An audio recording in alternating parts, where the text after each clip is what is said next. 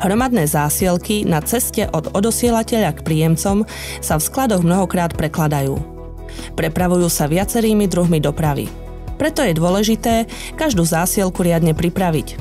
Toto video vám ukáže, ako by mal vyzerať tovar pripravený na prepravu. Cesta zásielky sa začína u odosielateľa. Už v tejto fáze by ste mali overiť, či je správne zabezpečená a či má jasnú a čitateľnú adresu.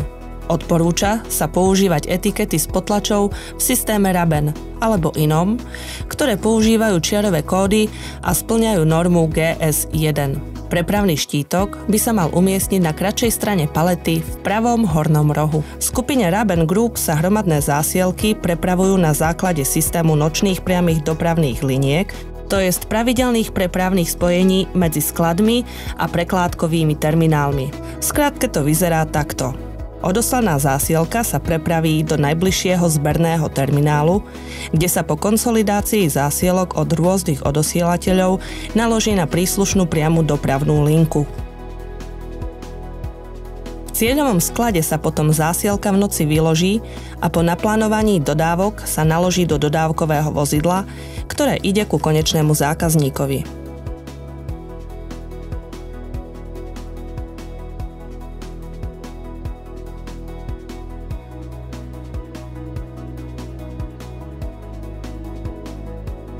Pri toľkých nakladacích a vykladacích činnostiach je veľmi dôležitý správny spôsob prípravy zásielky na prepravu. Na niekoľkých príkladoch vám ukážeme, ako to urobiť čo najlepšie. Tovar na palete by mal byť umiestnený tak, aby nič nevyčnievalo mimo obrysu palety. Vyčnievajúce prvky, zle zafóliované alebo nesprávne umiestnené na palete predstavujú riziko pre ostatné zásielky. Paleta s tovarom by mala byť zabalená do strečovej fólie tak, aby jej spodné konce prekrývali konštrukciu palety. Paleta by mala byť foliovaná aj zhora, aby nebol prístup k tovaru ani z jednej strany. Odporúča sa tiež použiť pásku, ktorá dodatočne zabezpečí obsah palety. Ak sa tovar môže na palete pohybovať, použite vhodnú bočnú ochranu.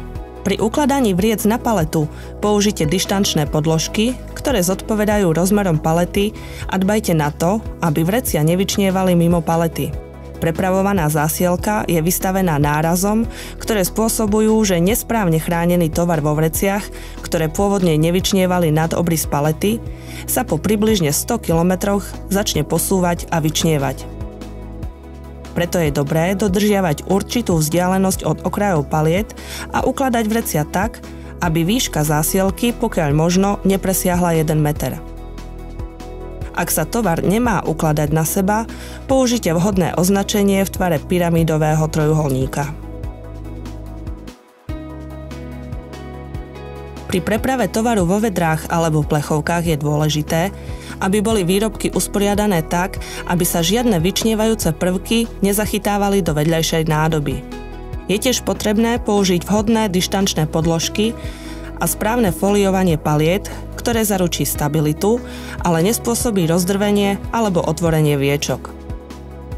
To všetko s cieľom minimalizovať riziko poškodenia jednotlivých obalov počas prepravy.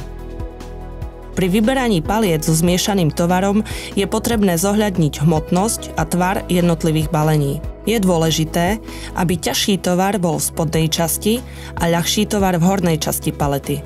V prípade nehomogénneho tovaru je dôležité paletu správne zafóliovať, aby sa zabránilo pohybu tovaru a jeho poškodeniu.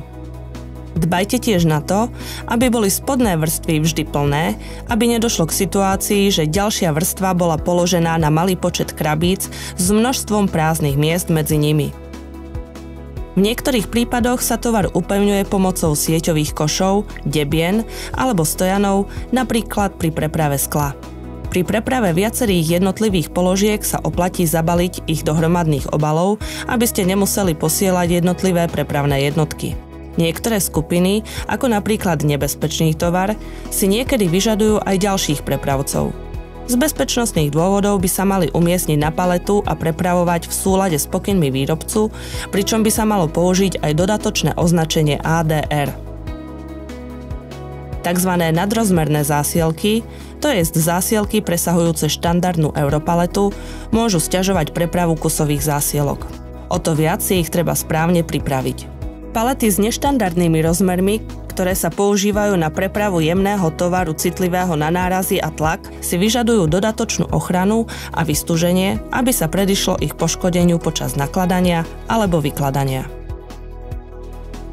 Ťažké predmety by mali byť zabalené v kartónoch zabezpečených popruhmi a veľmi ťažké predmety v riadne vystúžených debnách.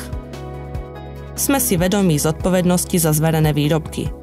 Veľa však záleží na našich zákazníkoch, pretože až 90% všetkých škôd možno predísť správnou prípravou tovaru na prepravu. Ak na to nezabudnete a budete sa riadiť odporúčaniami uvedenými v tomto videu, uľahčíte si prepravu zásielok. Postarajme sa o ne spoločne.